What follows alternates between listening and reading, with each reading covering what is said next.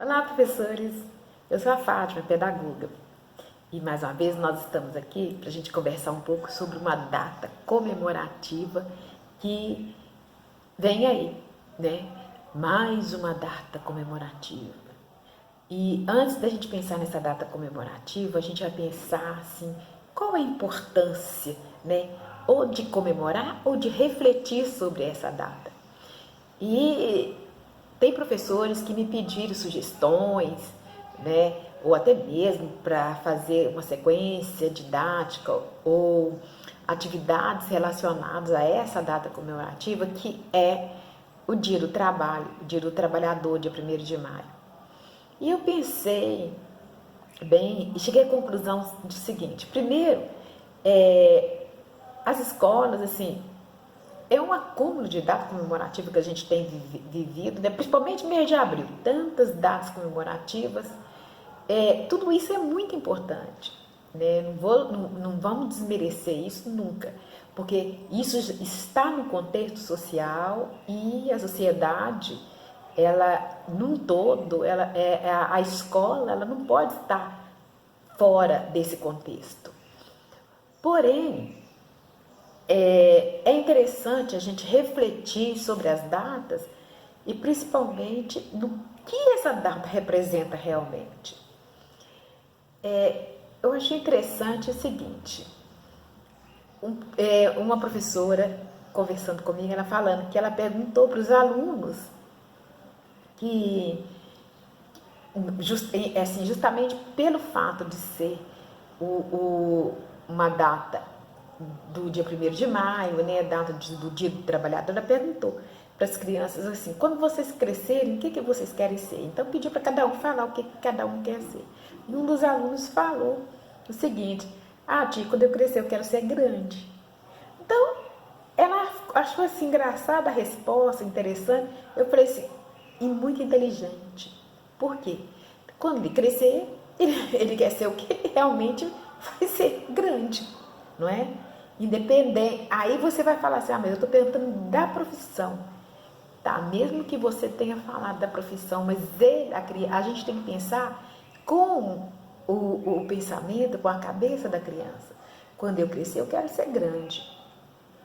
Aí, a pergunta teria que ser o seguinte: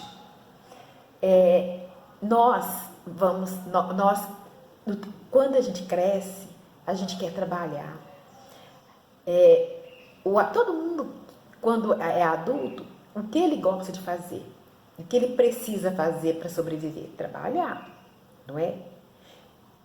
A criança trabalha, a criança vai falar, logo, automaticamente ela vai falar, não, criança não trabalha. O que a criança faz? Criança brinca. Então, a vida da criança é o quê? É brincar. O trabalho da criança é brincar. E o adulto? O brinquedo do adulto é trabalhar. Entendeu? Aí vai falar, mas trabalho é tão sacrificante. Mas quando a pessoa não trabalha, quando ela não produz, ela se sente mal. E quando a criança não brinca, quando ela não trabalha, que é brincando, ela também se sente mal. Então, o trabalho é necessário para o adulto, como brincar é necessário para a criança. Esse é um ponto. Outra coisa é a gente analisar por que será que acontece, por que dia 1º de maio é o Dia do Trabalhador, né? Então, antes da gente falar de profissões, a gente pode perguntar para a criança por que comemora. Pedir às crianças para fazer uma pesquisa, por que comemora esse Dia do Trabalhador. Então, como que as pessoas trabalhavam antes? Como era o trabalho do seu pai, ou como era o trabalho do vovô, né? Fazer uma linha de tempo para ver como que as pessoas trabalhavam e como elas trabalham hoje. Será que elas tinham direitos dentro do trabalho delas? Será que aí vão para que direitos são esses? As pessoas trabalhavam quantas horas por dia? Elas trabalhavam o dia todo? ou elas trabalhavam uma parte do dia, elas tinham direito de ter férias para passear com seus filhos, para descansar. Elas tinham direitos de descansar no final de semana. Como é que surgiu o trabalho? Não é? Então a gente tem que pensar nessas questões que a própria criança faz. E se você conversar, numa roda de conversa, se você começar a trabalhar com a criança, ela mesma vai direcionar o seu trabalho. Eu sugiro a você que, olha, na segunda-feira você pode fazer uma pesquisa, pedir às crianças para fazer uma pesquisa dentro da própria família. E você pode fazer, assim, elaborar um questionário para as crianças levarem para casa, né? Você pode fazer assim um questionário falando assim, pedindo o nome da pessoa que ela vai entrevistar, né? Você vai fazer uma entrevista. Olha que bacana, as crianças vão fazer uma entrevista. Então, você faz, leva um papel, uma folha, né? Aí leva o nome da pessoa. O que a pessoa faz? Qual é a profissão dessa pessoa? Onde ela trabalha, não é? E perguntar se ela gosta do trabalho dela. E cada uma vai trazer a sua pesquisa para a sala e vocês vão analisar o trabalho de cada um. Lógico, dependendo da criança, do ambiente que ela vive, de repente as crianças tragam as mesmas profissões, a maioria tragam as mesmas profissões, trazem profissões repetidas, e aí você vai ampliar esse leque. Você vai poder falar, por exemplo, de repente uma criança vai trazer uma entrevista, a resposta da entrevista de uma mãe que é empregada doméstica. Ela vai falar que antes ela não tinha carteira assinada, hoje ela tem uma carteira assinada, né? Então, são conquistas. Por que existe esse dia do trabalhador? Para a gente pensar nas conquistas dos trabalhadores. Antes, não tinha, por exemplo, as pessoas trabalhavam à noite e elas ganhavam o mesmo valor, o salário não tinha nada, não ganhava nada a mais por ela trabalhar à noite, sendo que à noite a pessoa perde muito, porque a noite foi feita para descansar, para dormir. Mas tem profissionais que trabalham à noite, né? Então, por essa pessoa trabalhar à noite, ela tem direito à insalubridade. Isso para as crianças maiores, das crianças que estão fazendo primeiro e segundo ano, é interessante as crianças terem ciência disso. E para as crianças menores, você pode também fazer um tour na escola, né? Passear na escola, conversar com os profissionais da escola. Com cada profissional tem o seu valor, não é? Mostrar, por exemplo, por que a nossa escola é tão limpinha? Por que os banheiros estão limpinhos? Né? Por que a gente chega e está tudo cheiroso? Tem um profissional ali que trabalha e que cuida dessa área. Ele é o profissional que cuida da limpeza. Mas ele é menos importante do que o professor? Não, porque se ele não estiver ali, o professor não tem como trabalhar. Aí o professor é importante, a profissão do professor é importante, sim. A secretária que trabalha lá na secretaria da escola, o diretor, a especialista ou o coordenador, não é? Então, tudo isso a gente tem que mostrar para as crianças a importância de cada um na sua função. Aí tem muitas crianças que falam assim, eu vou ser médico. Aí se pergunta, por que você vai ser médico? Porque médico ganha muito dinheiro. Tá, médico ganha muito dinheiro. Mas nós temos que pensar, mostrar para as crianças os desafios que toda profissão vai passar, vai sofrer. Por exemplo, o médico ganha muito dinheiro, mas nós temos que pensar que ele estudou, e que ele estuda, e que ele passou, a maioria dos médicos, para chegarem a serem médicos, eles passaram noites e noites estudando, não é? Morando fora, e uma série de coisas que eles fizeram. E outra, para chegar onde eles chegaram, Eles percorreram um caminho. Será que uma pessoa, um catador de lixo, não pode ganhar dinheiro, também tanto dinheiro quanto o médico? Aí é hora de você pensar e levar as crianças a meditarem sobre isso. Tem muita gente que é formado, que tem curso superior, que, por exemplo, que é engenheiro, que é médico, que é doutor, pode ser o que for. Mas o mais importante é você fazer aquilo que você gosta e saber que você, em toda profissão, você tem desafio, você tem problema, você tem dificuldade para você enfrentar e chegar onde você vai chegar, ter sucesso. Aí quando você vai falar, catador de lixo, não é uma profissão? Tem criança que vai falar, porque a nossa cultura fala que o lixeiro, ele é lixeiro porque ele não estudou. Mas para ser lixeiro, precisa de estudar? Mesmo aquele que estudou, que formou, o médico é lixeiro. Todos nós somos lixeiros, porque nós produzimos lixo. Todos nós produzimos lixo, então nós somos lixeiros. Agora, o catador de lixo, para ele ser catador de lixo, ele precisa também estudar, porque ele vai fazer um concurso para entrar na prefeitura ou para trabalhar no município, em um determinado lugar, para ele catar o lixo. Agora, tem aquele que é o catador de lixo e que recebe o lixo e que sabe reciclar o lixo e vender o lixo, o reciclado, e trabalhar com o lixo reciclável. E reciclar aquilo que para mim é lixo, que para ele vale muito dinheiro, e ele se torna um grande empresário. Então, tudo depende de como a gente vê e como a gente vai saber lidar com a nossa profissão.